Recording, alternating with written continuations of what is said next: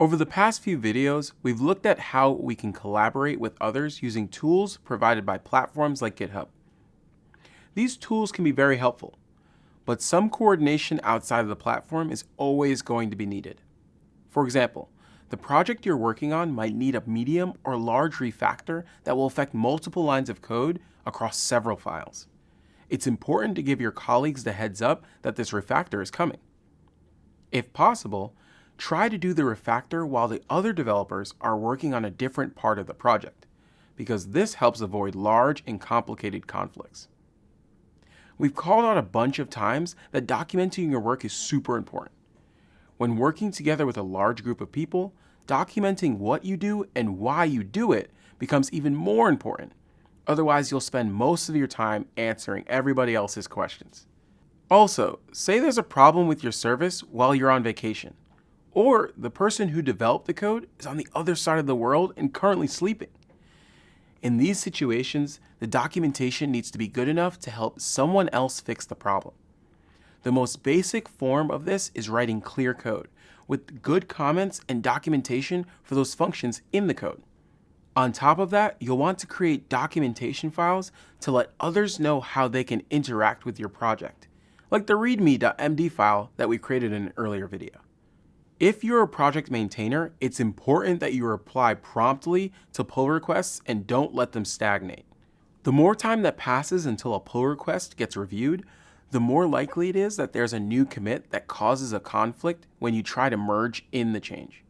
On top of this, if the person contributing the change is a volunteer that's just trying to help, they may lose their motivation to work on the project if you make them wait too long for feedback.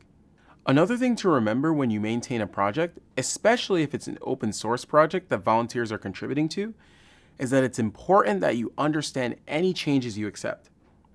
You never know if the other person is going to stick around to maintain the code after you merge it in, so you better make sure you can do that. You should also be careful with which patches you accept or reject. Accepting everything that gets sent your way might make your project grow too much and become unmanageable.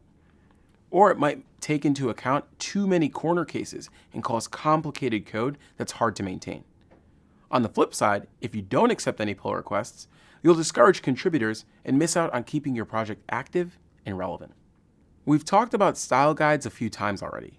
If you're contributing to a project, you'll want to check out the style guide and make sure you follow it. If you own a project, it makes sense to create a style guide so that others know what you're expecting from them.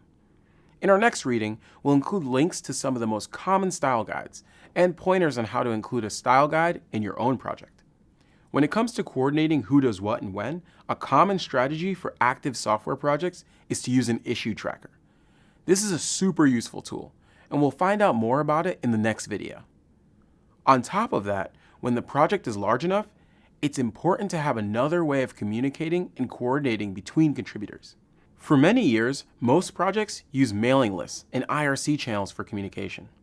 Recently, new forms of communicating have gained popularity, like Slack channels or Telegram groups.